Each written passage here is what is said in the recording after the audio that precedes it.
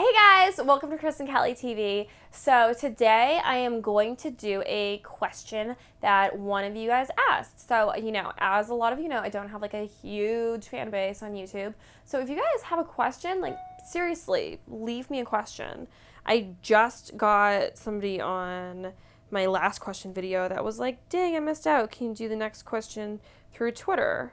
You know what? I'm just going to reply to this person right now because I always reply to you guys. Like, I literally always reply to you guys. Let me like that, and then I'm going to say, what's your question? I'm doing a video right now. What's your question? I'm doing a video right now.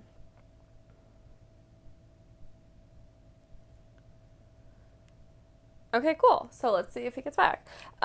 Okay, so I had somebody ask about my hair.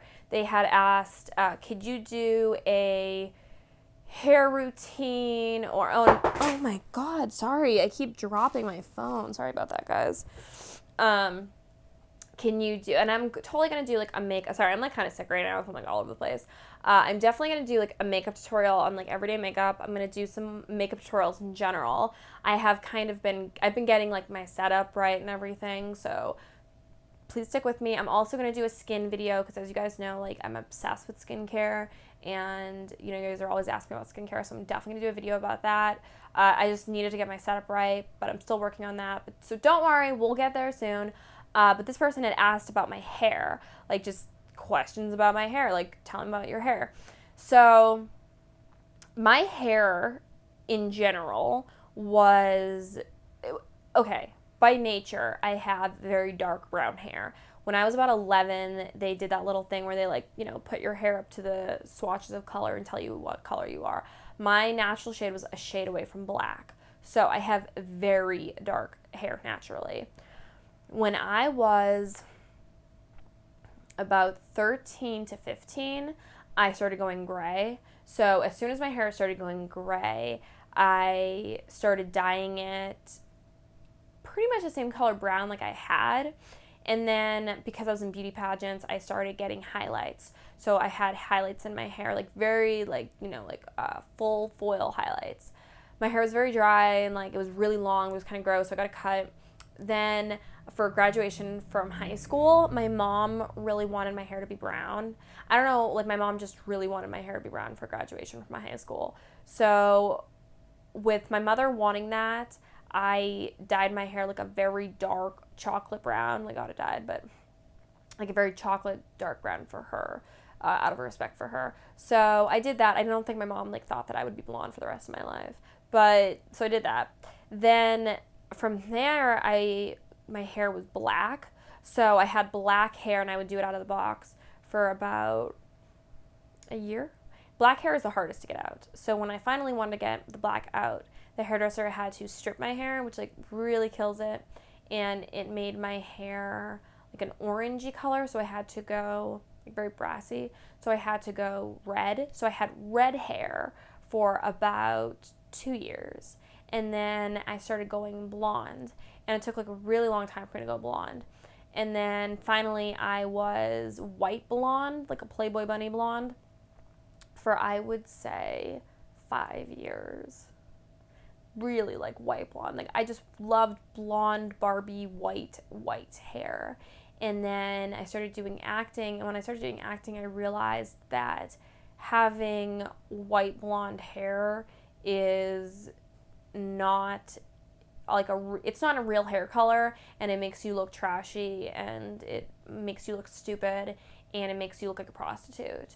So I would only go out for roles that were, topless this, stripper this, dead stripper that. So at that point, I decided like I really needed to go darker blonde, which was very weird for me. It was a very weird thing going from being like a platinum blonde to darker blonde. So, oh my god, I'm sorry. Like from platinum blonde to darker blonde. So I started going like darker, lighter. My hairdresser I actually had for a few years. I really loved her. However, when I started going darker blonde, she wasn't really giving me what I wanted. Like at one point she had dyed my roots like brown, and then it was a kind of disaster. So I started going to a different hairdresser, and she kind of was the one that was like, look, you don't need to get your hair done every month, because I was doing my hair like every 3 weeks to 4 weeks, and I went from that to doing my hair now I get my full hair done with highlights and foils every, I would say, 5 to 6 months. And between that I do color breaks, which is essentially just making like the roots a little darker blonde, so it takes the color up, but it doesn't take the color up all the way. And I actually did my roots last time myself because I kind of wanted to try what it was like. I probably won't do it again. I'll probably just go to the hairdresser. And that's called a color break. I really recommend doing color breaks if you get your hair foiled, or if you're doing like really light blonde, I totally recommend getting a color break, because what it does is just makes your roots look more natural, like it's your real hair. I wash my hair every 5 days, and I do coconut treatments, which a coconut treatment is essentially you just shampoo your hair and then towel dry it.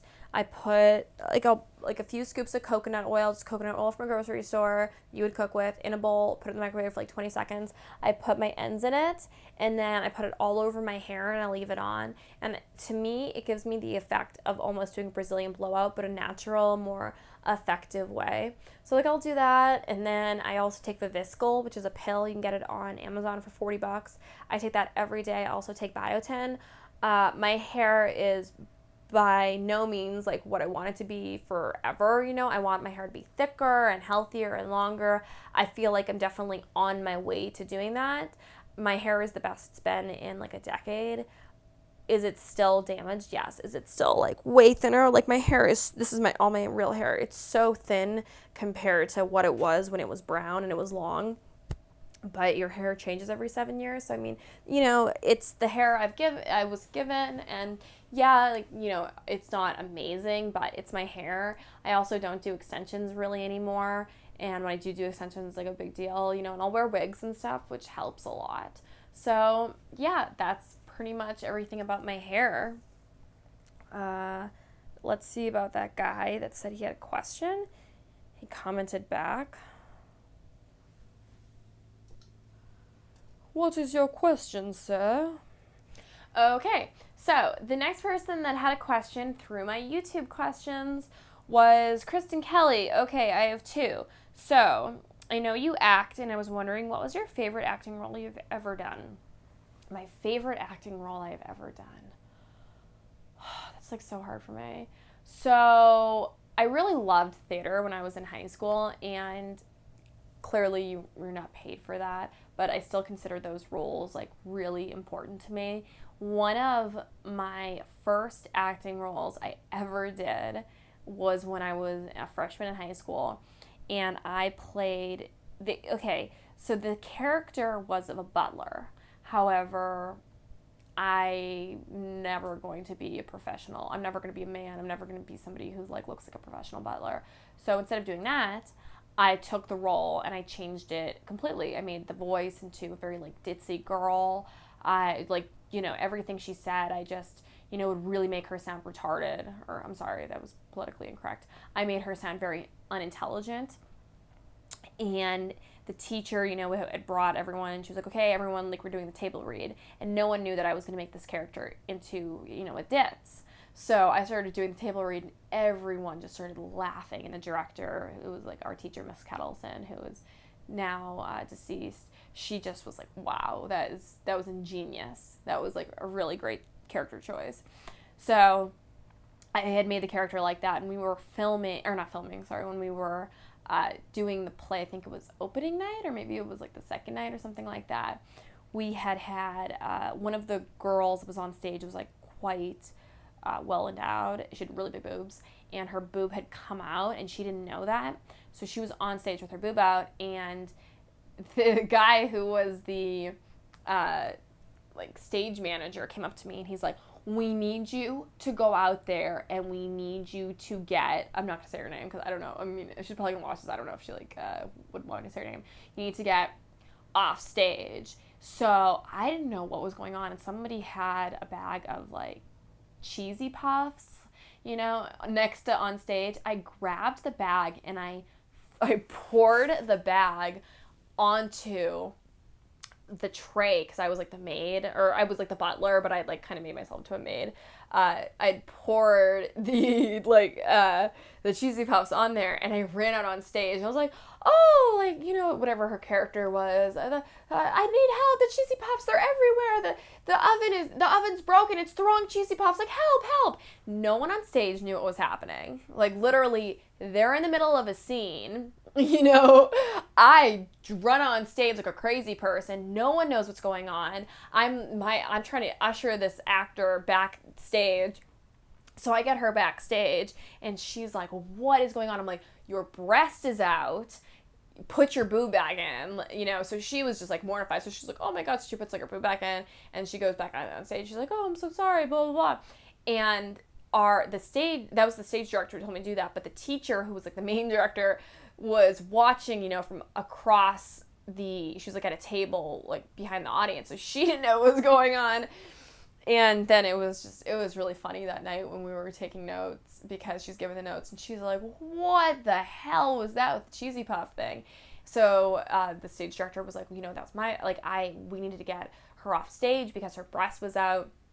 You know, Kristen's character was the only character really that could just like run onto stage for no reason. So I had done that, and it was just, I don't know, to this day, it's so funny. It was just so funny, and it was, everyone that saw the show that night and also seen it another night was like, that was so funny. That was like the best stuff, you know? And I think at that point I realized how much like improv was my calling. Like, I love improv. Like, I just love it. I love playing improv games, and I love being in improv classes, and it just makes me so happy. And I love like thinking on my feet, especially with scenes, because there's just something about it. There's just something about bringing your own spice to the recipe.